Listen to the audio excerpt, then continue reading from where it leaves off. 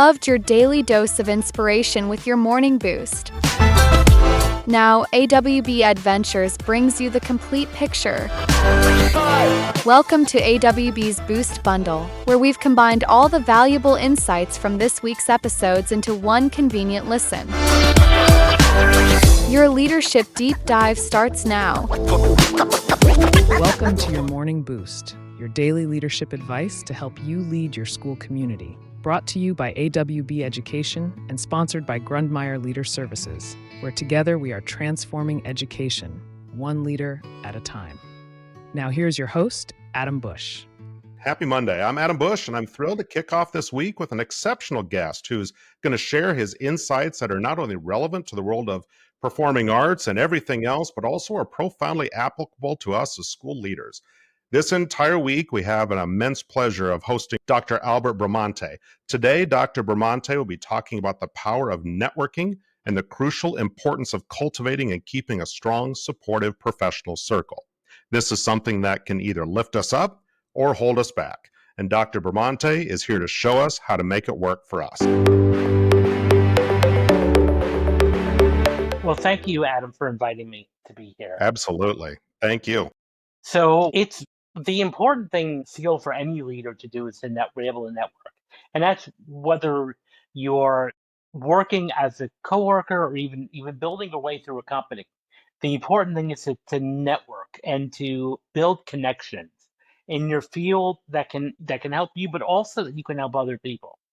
So some people feel that networking can be transactional, heavily transactional, which in one aspect you could say that, but what I often approach networking is when you're meeting people, whether it's at a conference, a luncheon, or just even a straight networking event, is to always approach that contact as a way for you just, number one, just being interested in them without expecting anything in return. So what type of work are you doing? I'm curious. What type of work are you doing? And be genuinely curious, not superficially curious, but genuinely curious about the type of work they're doing. And really important of communicating, so keeping good eye contact, if you're in person, and just being an overall good listener is important. Get to know their name, say their name a couple of times, in the conversation. Say like, oh, Jim, this was important, or Jane, like this is, I like what you said here. So, because people like the sound of their own name in moderation. Because if it's excessive, it becomes a little condescending.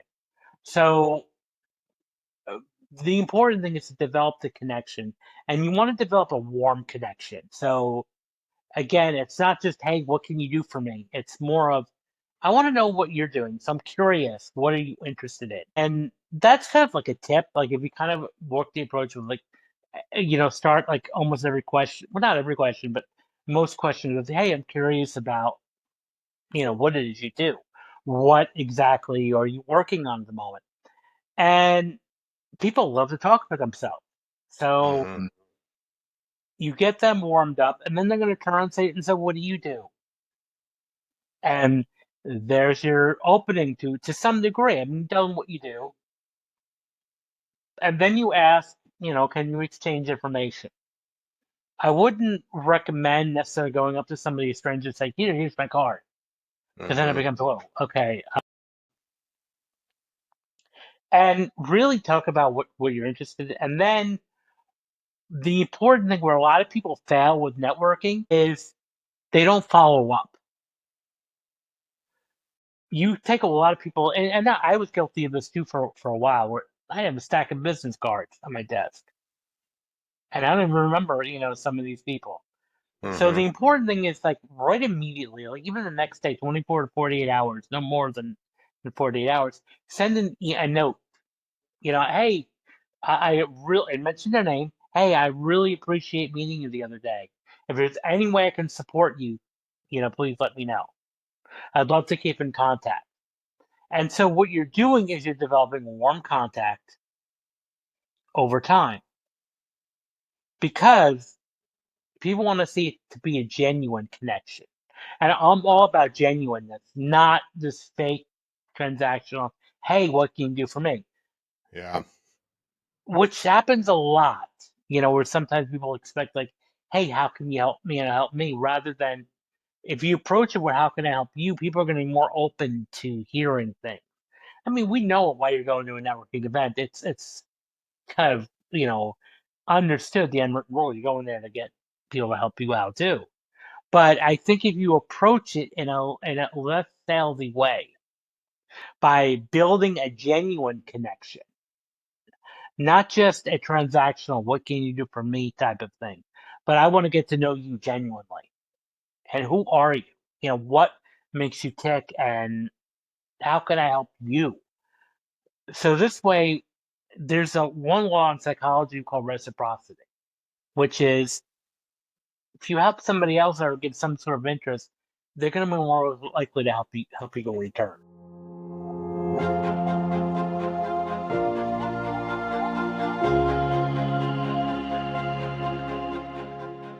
A huge thank you to Dr. Albert Bramante for starting our week off. This is a great topic. I really appreciate this. Such an impactful discussion. It's awesome stuff. The work you do is so vital, and the support that you give our community is really what makes a difference. So thank you for joining us today. I look forward to the rest of this week. This is going to be great. Thank you. Well, thank you, listeners. Again, have a great Monday. Look forward to some more from Dr. Albert Bramante this entire week as we really dive into his mind and how we can help lead our schools and our buildings every single day. Thank you for listening. We will talk with you again tomorrow. You have been listening to your Morning Boost by AWB Education in partnership with Grundmeyer Leader Services. You can find out more about our services by clicking on the links in the description. Remember, you are doing this vital job that only a few can do. So until next time, thank you for your service to your community. Welcome to your Morning Boost, your daily leadership advice to help you lead your school community. Brought to you by AWB Education and sponsored by Grundmeyer Leader Services, where together we are transforming education, one leader at a time. Now here's your host, Adam Bush.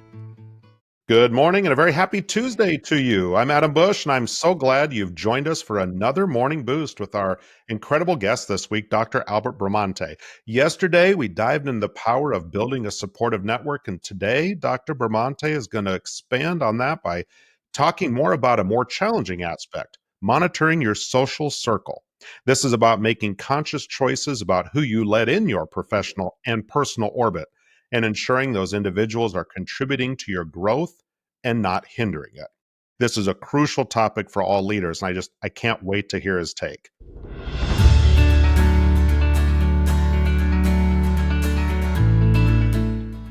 Okay, well, thank you, Adam, again. Absolutely.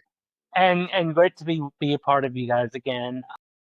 So the one thing I want to talk to you about is really monitoring the social circle. So yesterday we talked about the power of networking and how important that is and how to network.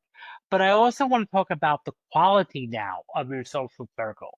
Mm. So it's important to you do need a supportive network, especially if you're a principal or administrator, which can sometimes be a lonely profession because being sometimes in charge of others or on the top can sometimes be alone. So it's great to have a support network. Now, also important is to really monitor your connection, whether again you're in beginning leadership, or junior leadership, or in senior leadership. Because very often we become almost a product of the company we keep. So if we're around people that are negative, that are complaining, or that are feeling sorry for themselves, or just simply have the victim mentality, what often happens is it'll start rubbing off onto us. And we start responding in that same exact way. Now, on the other hand, if we're around people that build us up, it can really help us to really level up our skills. So especially if as you're beginning and you're on your journey of being a principal and superintendent, it's important to be around other principals and superintendents too. Even those that have kind of like retired and maybe that are still somewhat involved, because you can learn a lot from them. You can get a lot of wisdom and sometimes even like improve your learning curve on certain things that maybe you can do things that work, adopt systems that work, but also minimize some of the mistakes that may have been made over the time being. So it's really important to network, but the important thing is to really care for the network that you're around. And if you start feeling yourself drained or even just getting a little bit of burnout, it might be an indication or a sign that you may be in the wrong crowd or hanging out with the wrong crowd or the wrong associates. So you want to be very careful and be very, very mindful of that. And so what's important, even though I talked about the power of networking, the power of having people, it's always about, at the end of the day, quality over quantity. So even if your social circle is like 3 or 4 people max, that's better than to have, it's better to have 3 or 4 solid connections than to have 9, 10 superficial or weaker connections. So really, at the end of the day, you want to be cultivating and monitoring your environment so that you are on the road to success and you're around people that build you up rather than pull you down.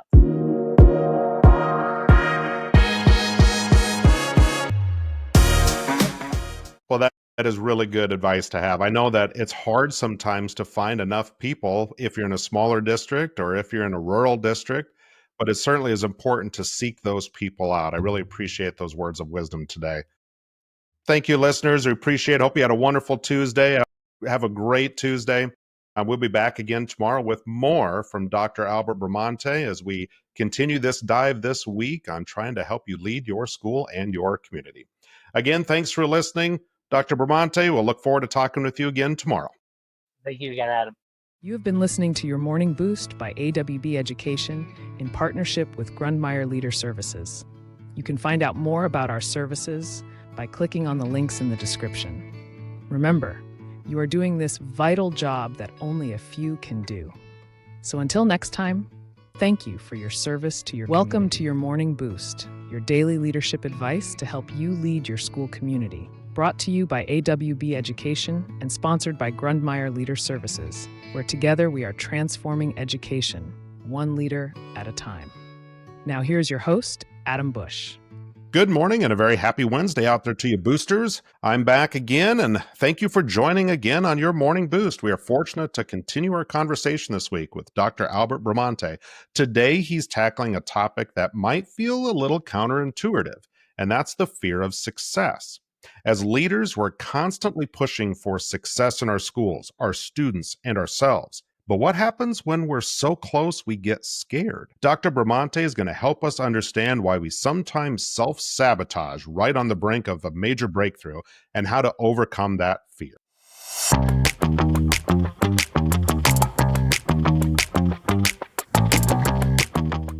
And with that, I'm going to turn it over to our incredible guest, Dr. Albert Bramante, to walk us through his insights on this vital topic. Dr. Bramante, the floor is all yours. Thank you, Adam.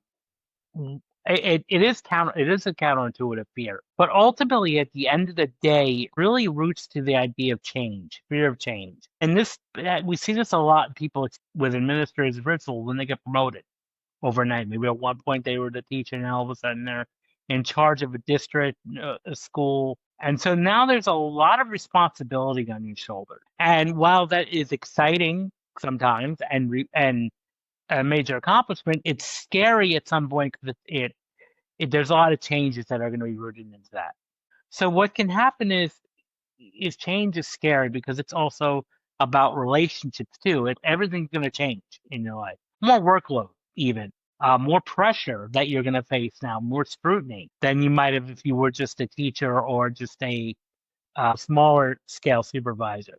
You have a lot more scrutiny, you have a lot more eyes on you now, and that can be scary. And how it relates to self-sabotage is it's not like a conscious fear, but it comes to a point where our brain is there to keep us safe. So keeping us safe means protecting us from fear.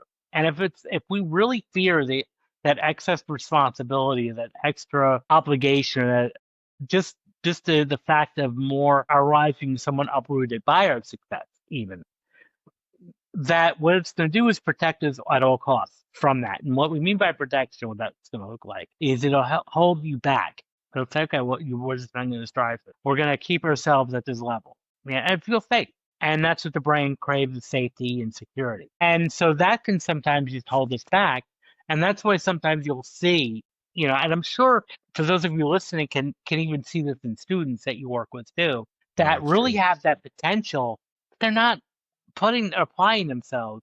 Hmm. And the same thing goes for principals and superintendents. You may have a teacher that you see has a lot of potential, but they're just not pulling their weight, or they're just not reaching it.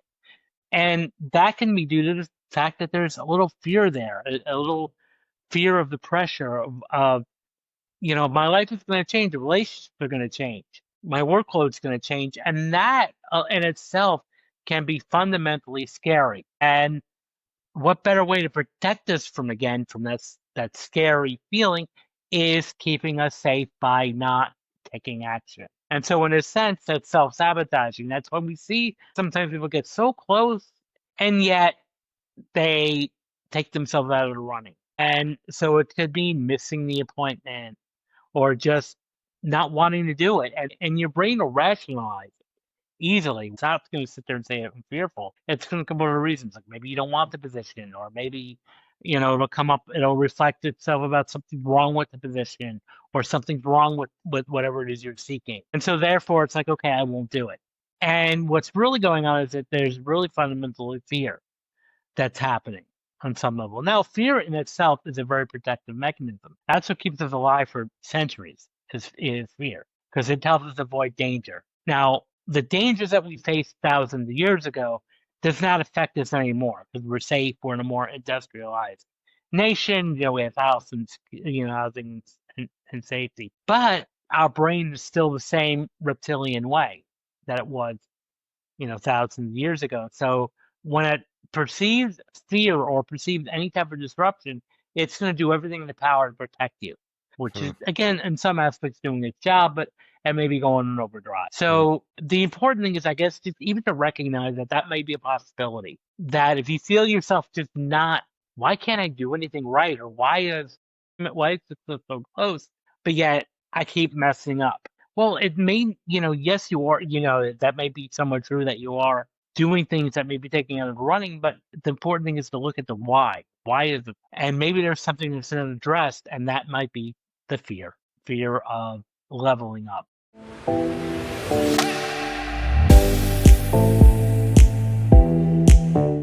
Wow, what a fascinating topic. This idea that we can be afraid of success, not just failure. I mean, that's something a lot of us can relate to. That's impressive. Well, thank you for your advice on recognizing those moments and pushing through that fear. It's a powerful reminder that true leadership means being brave enough to embrace new heights, even when it's uncomfortable. So that's really good. I love that today. Thank you, Dr. Thank you. Bramante, for that incredibly insightful discussion. Appreciate you joining us again. We got a couple more You days bet. this week. Just love these topics. You've got a lot of great insight for us today. So thanks again for your willingness to explore these challenging topics. It's what makes your Thank you. work so impactful. And listeners, if you want to get more on Dr. Bramante's work, you can reach out to him. He could be contacted, or you can see his webpage at albertbramante.com. He's got a lot of really good stuff out there. You've got a lot of podcasts out there too. There's a lot of really, really good topics that can relate to our work as school administrators. So take the time to reach out, listeners, and get a little bit more of his work out there. But otherwise, thank you for listening. Have a wonderful Wednesday. We will talk with you again tomorrow. You have been listening to Your Morning Boost by AWB Education in partnership with Grundmeyer Leader Services. You can find out more about our services by clicking on the links in the description. Remember, you are doing this vital job that only a few can do. So until next time, thank you for your service to your community. Welcome to Your Morning Boost, your daily leadership advice to help you lead your school community. Brought to you by AWB Education and sponsored by Grundmeyer Leader Services, where together we are transforming education, one leader at a time. Now here's your host, Adam Bush. Good morning and a very happy Thursday to you. Welcome back to Your Morning Boost. I'm Adam Bush, and it's a pleasure to have you here. We are continuing our phenomenal week with Dr. Albert Bramante, and today he's going to talk about a quality that is foundational to effective leadership, and that is developing resilience and grit. In the world of education, where we face daily challenges and setbacks, these qualities are not just nice to have, they are absolutely essential. Dr. Bramante is going to give us some practical advice on how we can cultivate these traits in ourselves and our teams.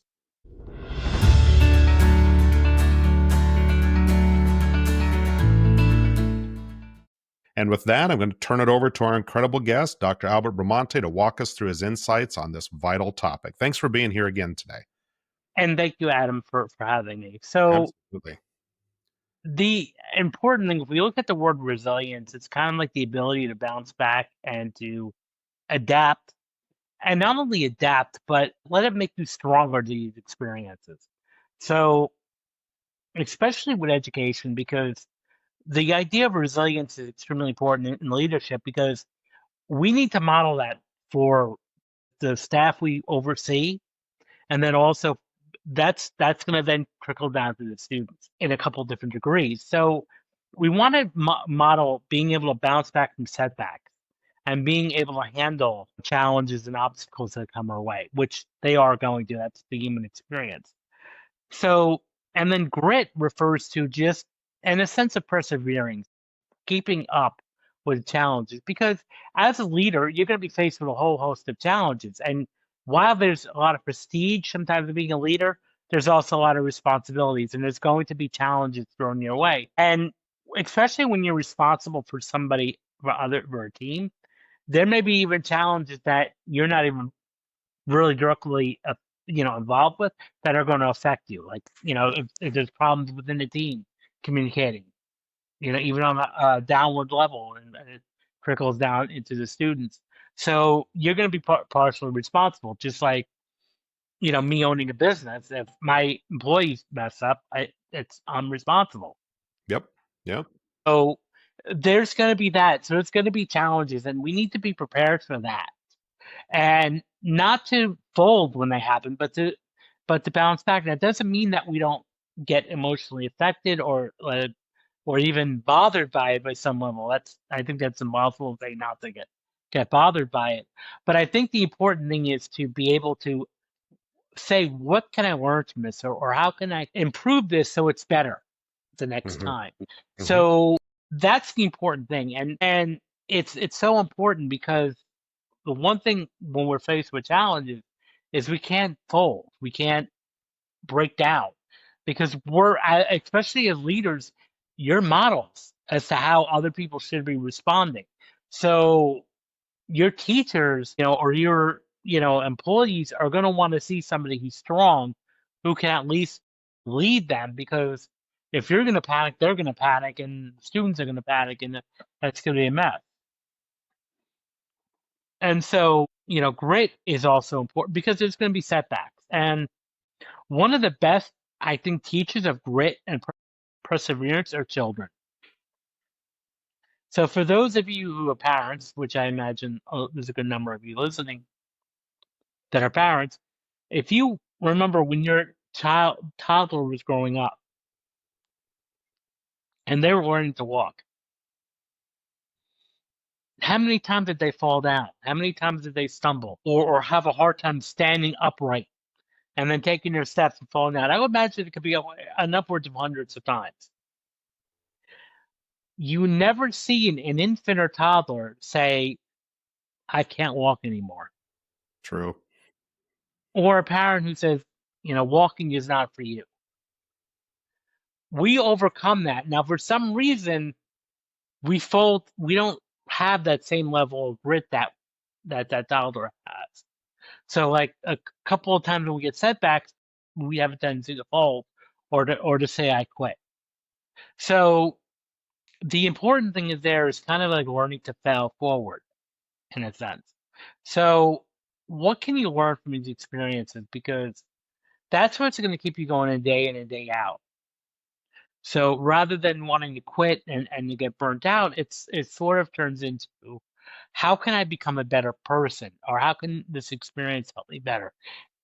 Because that's what it is. It takes that perseverance. There's people who sometimes failed so many times, but it was that last time that they pushed forward, they actually took off and propelled.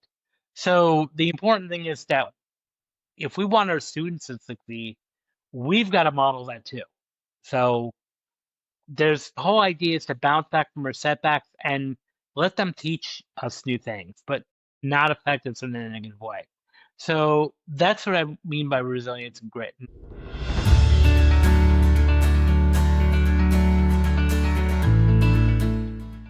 Yeah, that's good. I appreciate that reminder that it's not about being tough enough to never fail. It's about having that inner strength to get back up after every fall. That's your analogy of a young child is absolutely perfect. That's wonderful. Again, yeah, it's really good. I appreciate your topics this week. This is awesome. Good topic today. Remind us that moments aren't failures, they're opportunities, right? It's another opportunity to grow and get ready for that next challenge. Huge thank you again to Dr. Albert Bramante for these motivating discussions and today's on resilience and grit. The work you do is just so vital, and the work we do as school leaders is also vital. So that ability to bounce back is what's going to make all the difference. Thank you, everybody. Hope you have a wonderful Thursday. Dr. Bramante will be back again tomorrow for one last episode to join us this week. I can't wait to see what he's got in store for us for Friday. But again, thanks for listening. We will talk with you again tomorrow. You have been listening to your Morning Boost by AWB Education in partnership with Grundmeyer Leader Services. You can find out more about our services by clicking on the links in the description. Remember, you are doing this vital job that only a few can do. So until next time, thank you for your service to your community. Good morning and a very happy Friday to all of you. We've made it to the end of the week. I'm excited to close out this incredible week with our guest, Dr. Albert Bramante. He's been here all week, giving us just tons of great guidance. Again, a quick reminder, if you want to know more about Dr. Bramante's work, you can find his stuff at albertbramante.com. That is albertbramante.com. A lot of great stuff there on his webpage, but reach out to him if you're looking for a partner or just want another chance to talk with somebody who's got some great insights as he has shared this week. We have talked about networking. We've talked about overcoming fear and building resilience. And today, Dr. Bramante is going to bring it all together by talking about a very powerful concept, and that is taking action rather than living in that world of someday. This is about moving past the planning and the dreaming and actually doing the work. It's a perfect topic to inspire us as we head into the weekend with a renewed sense of purpose. Where is your kid headed after high school? We are from Carpool to College, two accomplished educators, college and career consultants, and parents who guide families through the entire journey, from freshman year planning to senior year success. Subscribe wherever you get your podcasts.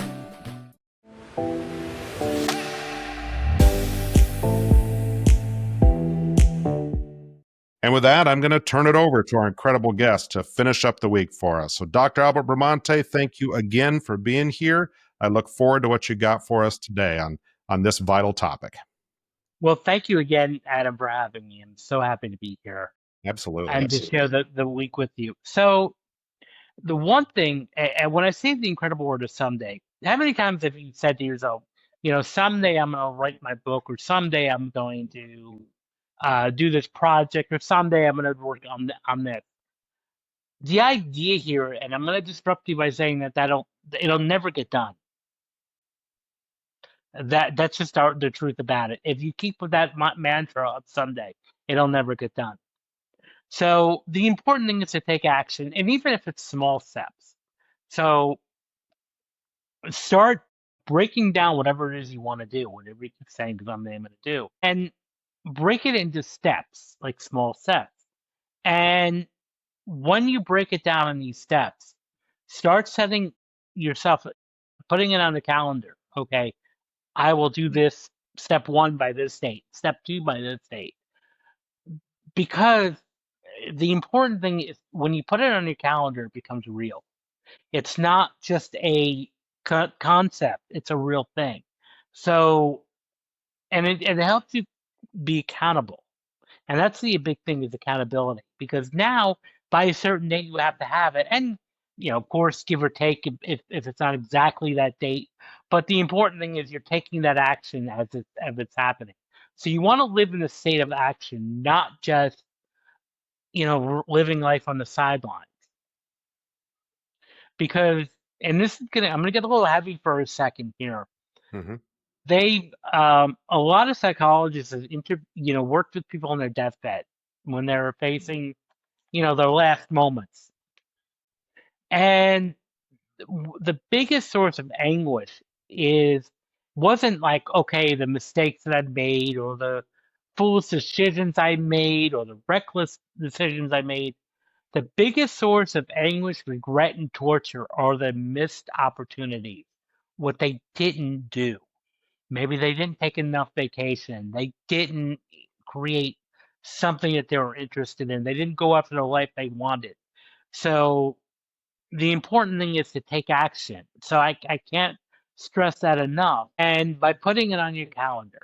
So rather than saying, well, I'm going to do this, start breaking it down to tasks. And this is going back earlier this week, I was talking about support system. I mentioned the importance of a support system. Mhm. This is another way you can leverage that because you can hold each other accountable. So rather than saying, I'm going to do this, you tell each other by what date, this step will be done by. And then you check in and say, hey, today you said you were going to do this. How is that going? So it keeps that accountability open because that's the only way things are going to get done if you put it on your calendar as an actual day, because some day is not one of the 7 days of the week. It doesn't exist. And it's impossible to do that. So take action so you don't wind up regretting not doing something. So, but I really can stress enough, and I don't mean to-do lists because a lot of people have to-do lists, but actual calendar. So putting things on your calendar will make it real, and it'll create opportunities for you. And I know, when I first was writing my book, I procrastinated for a long time. This is an antidote to procrastination, actually, by taking action and putting things on your calendar. And it'll raise your self-esteem. You'll feel much better about yourself. And more likely to be like a domino effect because now when one thing is done, you're excited, you're going to be more eager to move forward towards steps 2, 3, and eventually complete the project. And then be likely to do more things because it's now a springboard for more things. So really take action. I can't stress that enough, and not to get out of the someday world. Hi, I'm Dr. Lisa Hill, a longtime educator of nearly 40 years as a teacher, counselor, professor, and vice principal, and I've seen just about everything public schools can throw at you. And now I'm sharing my tales on my comedy podcast, Vice Principal Unoffaced. It's where school leadership meets laugh out loud stories. From underwear required parent teacher conferences, yes really, to staff lounge confessions and more, you won't believe. I'm telling it all with humor and a whole lot of heart. I also tackle the serious stuff too, like what schools really need to change and those behind-the-scenes moments no one talks about. So if you're ready to laugh, learn, and maybe even cry a little, but mostly laugh, join me and my 90-year-old mom, my unofficial co-host, on Vice Principal Unoffaced. New episodes drop bi-weekly on Apple Podcasts, Spotify, or wherever you get your podcast fix. Trust me, this is one detention you'll actually look forward to. Yeah, it's a good reminder. True impact happens when we transition from ideas to action. That's just awesome stuff. All week long, this has been great. You've really challenged us to identify things that are little things that can make a huge difference in the work that we do. I really appreciate your message to us this week, Dr. Bramante. It's been really awesome. Again, a huge final thank you for this Friday to Dr. Albert Bramante for joining us this week and sharing a lot of your wisdom. Your work is a gift to so many. I really appreciate your time and effort today. No, thank you.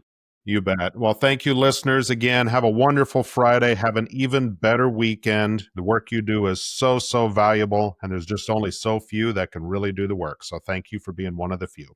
We'll be back here again next week with more episodes of Your Morning Boost. So thanks again for listening. We will talk with you again next week. Thank you for tuning into AWB's Boost Bundle. We trust this collection of your Morning Boost episodes has given you a powerful end to your week. For more daily inspiration and actionable advice, be sure to subscribe to your Morning Boost wherever you get your podcasts. We'll see you next week for more ways to amplify your leadership.